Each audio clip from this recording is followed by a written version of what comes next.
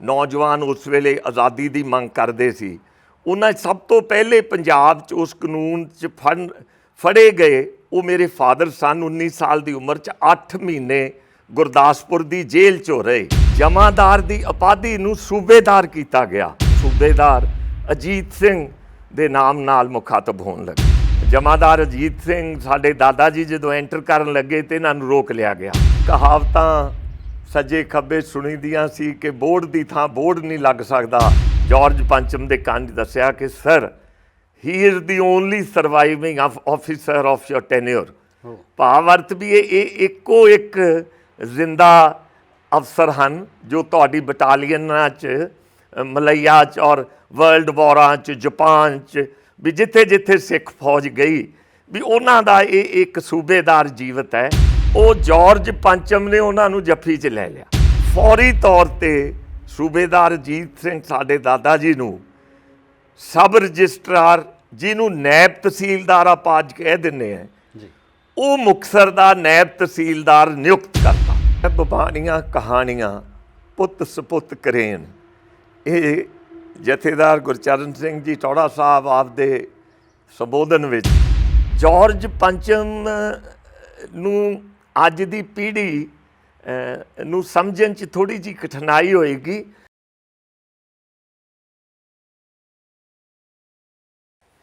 PNO media group के नाल जुड़े सारे सज्जनों का स्वागत। दोस्तों मैं सुखनैब सिंह सिद्धू हाज़र हाँ। अज गल करते हैं इतिहास दीआं उन्हां परतां दी, उन्हां सफ़ियां दी, उन्हां वरकियां दी, वो सुनहरी पन्नियां दी जिन्हां दे विच बड़ा कुछ लुकिया हुंदा है। एक सूबेदार जिन्हां दा मुक्तसर दे कोले पिंड सी, अंग्रेज़ां दा वेला सी, अंग्रेज़ फौज दे सूबेदार सी ते इत्थे जॉर्ज पंचम आए जदों फिरोजपुर दे विच उन्होंने भी सद्दा आ गया क्योंकि उन्होंने फौज के सिपाही सी। सूबेदार साहब का जोड़ा बाणा सी वो सिख बाणा सी क्योंकि इत्थे आके उन्होंने अमृत छक लिया सी, निहंग सिंह सज गए सी, उन्होंने अगे जान ना दिता जाए। पर जदों जॉर्ज पंचम नूं जाके उन्होंने सल्यूट मारिया उस तो बाद एक सूबेदार नूं की रुतबा मिलिया तो उन्हों का परिवार किस मुकाम पर पहुंचा, ये कहानी तुहाडे नाल अज साझी करते हैं। वो सूबेदार कौन सी ये तुहानूं इसे गल चों पता लग जाना जिहड़ी शख्सियत दे नाल असीं सांझ पाउण जा रहे हैं। इस वक्त अपने नाल शामिल ने सरदार रिपजीत सिंह बराड़ जिहड़े साबका विधायक ने, जगमीत सिंह बराड़ होरां दे छोटे भाई साहब ने और इस परिवार की सियासी विरासत नूं तुसीं सारे ही जाणदे हो। वो सी इन्हां दे दादा जी। अज इन्हां दे नाल गलबात करदे हैं कि वो सबब किवें बणिया ते किवें किवें परिवार नूं वो रुतबे मरातबे हासिल हुंदे गए। बराड़ साहब स्वागत, सत श्री अकाल। सत श्री अकाल, बहुत धन्नवाद सुखनैब जी। तुसीं परिवार की एक पुरानी विरासत की गल तुसीं जिक्र किया, मैं तुहाडा धन्नवादी है। वो आज़ादी तो पहलां दी एक गल है जी कि साडे दादा जी स्वर्गवासी सरदार अजीत सिंह वो फौज विच जमादार सन जी। ये शब्द लोकां नूं चंगा नहीं लगदा सी ते फिर बाद च इंग्लैंड विखे एक रेजोल्यूशन राहीं जी जमादार की उपाधि नूं सूबेदार किया गया। जी ये इंग्लैंड की पार्लीमेंट विच उस वेले एक रेजोल्यूशन के राहीं आर्मी के रुतबे का ना तब्दील होना ये उत्थों चलिया और फिर इंडिया च इंप्लीमेंट होया। फिर वो सूबेदार अजीत सिंह के नाम नाल मुखातब होने लगे। जी दास्तान ये है कि जॉर्ज पंचम इको बार हिंदुस्तान आए।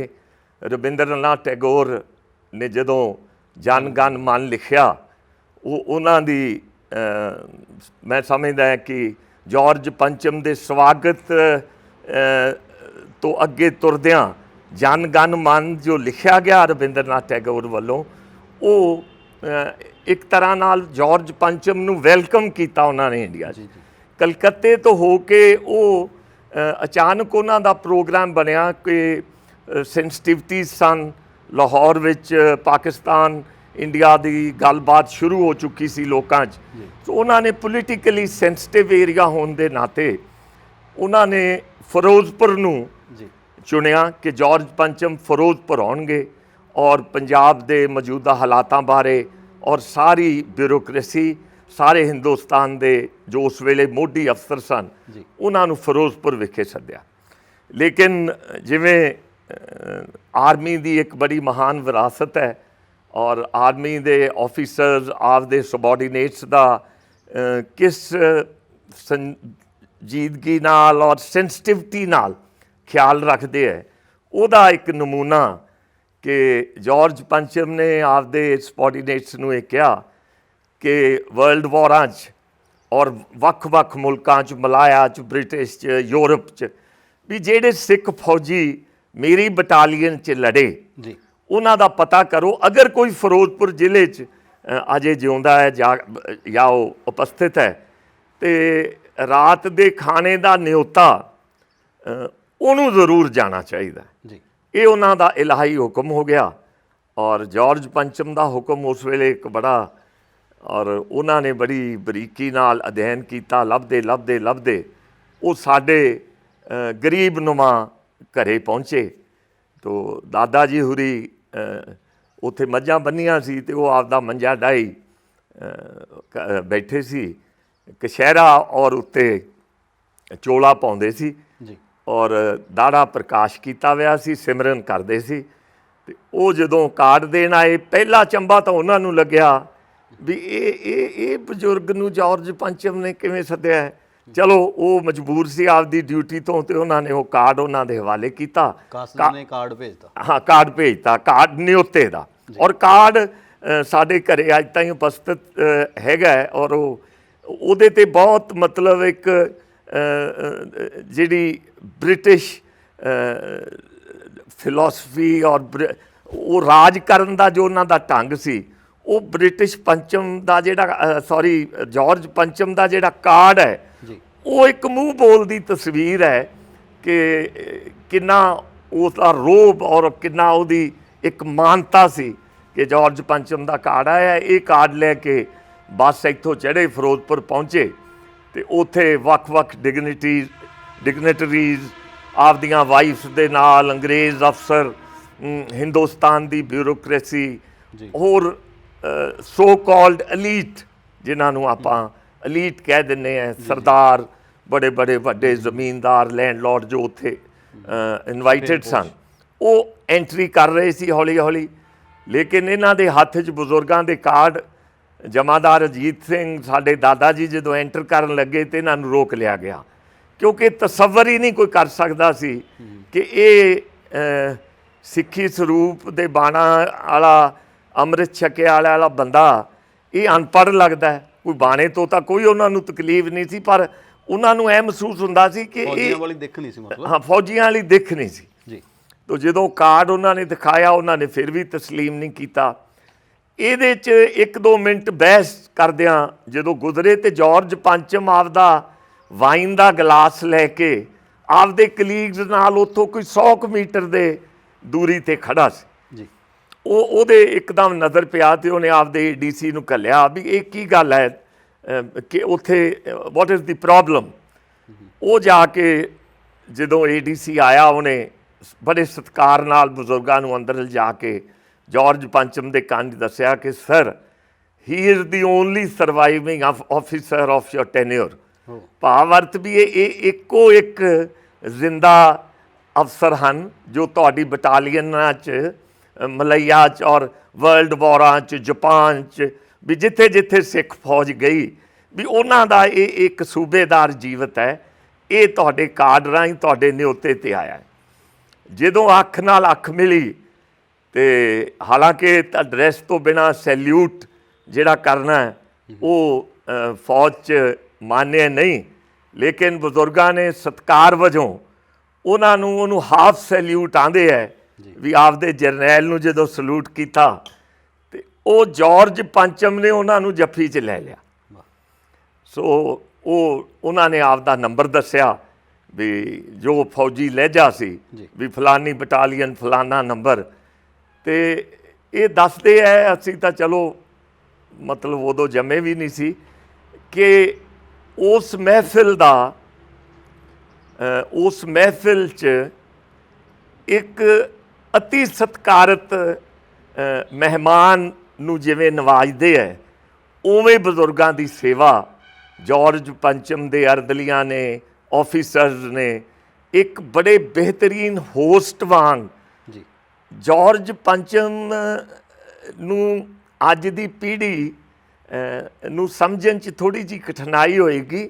ਜਾਰਜ ਜੋ ਉਸ ਵੇਲੇ ਇੰਗਲੈਂਡ ਦਾ ਬਾਦਸ਼ਾਹ ਸੀ, ਰਾਜਾ ਸੀ, ਔਰ ਉਹਨਾਂ ਦੇ ਥੱਲੇ 29 ਦੁਨੀਆ ਦੇ ਮੁਲਕ ਸਨ ਜਿੱਥੇ ਬ੍ਰਿਟਿਸ਼ ਰਾਜ ਸੀ। ਹਾਂਗਕਾਂਗ ਸੀ, ਮਲਾਇਆ ਸੀ, ਸਾਊਥ ਅਫਰੀਕਾ ਸੀ, ਨਿਊਜ਼ੀਲੈਂਡ ਸੀ, ਆਸਟ੍ਰੇਲੀਆ ਸੀ, ਆਇਰਲੈਂਡ ਸੀ, ਮਤਲਬ 29 ਮੁਲਕਾਂ 'ਚ ਜਾਰਜ ਪੰਚਮ ਦਾ ਰਾਜ ਸੀ। ਅਤੇ ਉਹ ਇੱਕ ਐਸੀ ਪਦਵੀ 'ਤੇ ਪਹੁੰਚਿਆ ਬੰਦਾ ਆਪਦੇ ਸੂਬੇਦਾਰ ਨੂੰ ਇੰਨੀ ਇੱਜ਼ਤ ਅਫਜ਼ਾਈ ਦੇਵੇ, ਉਹ ਇੱਕ ਬੜੀ ਵਿਲੱਖਣ ਗੱਲ ਸੀ ਔਰ ਸਾਡੇ ਲਈ ਇਹ ਬਹੁਤ ਮਾਣ ਦੀ ਗੱਲ ਹੈ।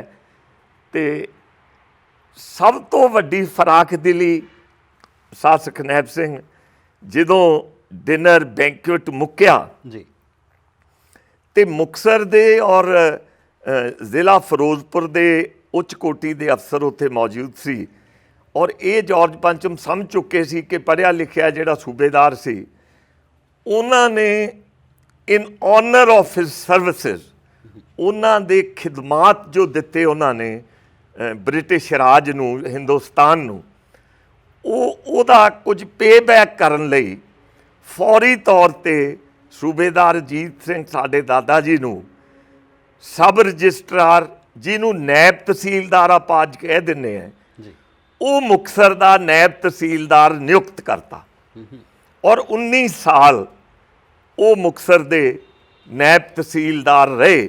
ਸਬਸੀਕੁਐਂਟ ਟੂ ਦੈਟ ਡਿਨਰ ਮੀਟਿੰਗ, ਉਸ ਜਾਰਜ ਪੰਚਮ ਦੀ ਮੀਟਿੰਗ ਤੋਂ ਬਾਅਦ, ਔਰ ਇਹ ਆਪਾਂ ਸਮਝ ਸਕਦੇ ਹਾਂ ਕਿ ਅੱਜ ਤੋਂ 70 75 80 ਵਰ੍ਹੇ ਪਹਿਲਾਂ ਜਾਰਜ ਪੰਚਮ ਦਾ ਅਪੁਆਇੰਟੀ ਨਾਇਬ ਤਹਿਸੀਲਦਾਰ ਦਾ ਆਪਦੇ ਖਿੱਤੇ 'ਚ ਔਰ ਆਪਦੇ ਖੇਤਰ 'ਚ ਕੀ ਰੁਤਬਾ ਤੇ ਹੈਸੀਅਤ ਰਹੀ ਹੋਏਗੀ। ਸੋ ਮੈਂ ਸਮਝਦਾ ਹਾਂ ਕਿ ਇਹ ਇੱਕ ਬੜੀ ਸਾਡੇ ਲਈ ਬੜੀ ਮਾਣ ਦੀ ਗੱਲ ਹੈ ਜਿਹੜੀ ਅੱਜ ਤੁਹਾਡੇ ਨਾਲ ਸ਼ੇਅਰ ਕੀਤੀ। ਇੱਕ ਗੱਲ ਬਰਾੜ ਸਾਹਿਬ ਹੋਰ ਦੱਸਿਓ ਕਿ ਇਹੀ ਰਾਹ ਸੀ ਜਿਹੜਾ ਅੱਗੇ ਤੁਹਾਨੂੰ ਸਿਆਸਤ ਵੱਲ ਨੂੰ ਤੋਰ ਗਿਆ? ਤੁਹਾਡੇ ਪਿਤਾ ਜੀ ਸੀ, ਕਿਉਂਕਿ ਮਾਹੌਲ ਘਰੇ ਕੁਝ ਹੋਰ ਬਦਲ ਗਿਆ ਹੋਊਗਾ, ਪਹਿਲਾਂ ਹਲਵਾ ਪਰਿਵਾਰ ਸੀ, ਉਹ ਫਿਰ ਹੋਰ ਪਾਸੇ ਨੂੰ ਤੁਰ ਪਿਆ ਹੋ? ਦੇਖੋ ਗੱਲ ਇਹ ਹੈ, ਬਬਾਨੀਆਂ ਕਹਾਣੀਆਂ ਪੁੱਤ ਸਪੁੱਤ ਕਰੇਨ, ਇਹ ਜਥੇਦਾਰ ਗੁਰਚਰਨ ਸਿੰਘ ਜੀ ਟੌੜਾ ਸਾਹਿਬ ਆਪਦੇ ਸੰਬੋਧਨ ਵਿੱਚ ਕਾਫੀ ਮਰਤਬਾ ਇਹ ਤੁਕ ਦਾ ਉਚਾਰਨ ਕਰਦੇ ਸਨ।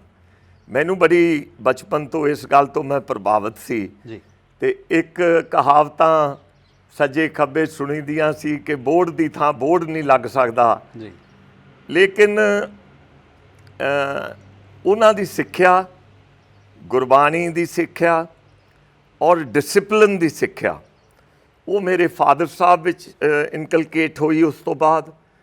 ਔਰ ਆਜ਼ਾਦ ਭਾਰਤ ਦੇ ਪਹਿਲੇ ਆਰਡੀਨੈਂਸ ਐਕਟ ਦੇ ਅਧੀਨ ਗ੍ਰਿਫਤਾਰ ਹੋਣ ਵਾਲੇ ਜਿਹੜੇ ਨੌਜਵਾਨ ਉਸ ਵੇਲੇ ਆਜ਼ਾਦੀ ਦੀ ਮੰਗ ਕਰਦੇ ਸੀ, ਉਹਨਾਂ ਸਭ ਤੋਂ ਪਹਿਲੇ ਪੰਜਾਬ 'ਚ ਉਸ ਕਾਨੂੰਨ 'ਚ ਫੜੇ ਗਏ ਉਹ ਮੇਰੇ ਫਾਦਰ ਸਨ। 19 ਸਾਲ ਦੀ ਉਮਰ 'ਚ 8 ਮਹੀਨੇ ਗੁਰਦਾਸਪੁਰ ਦੀ ਜੇਲ੍ਹ 'ਚੋਂ ਰਹੇ ਜੀ, ਦੇਸ਼ ਦੀ ਆਜ਼ਾਦੀ ਦੀ ਗੱਲ ਕਰਨ ਖਾਤਰ।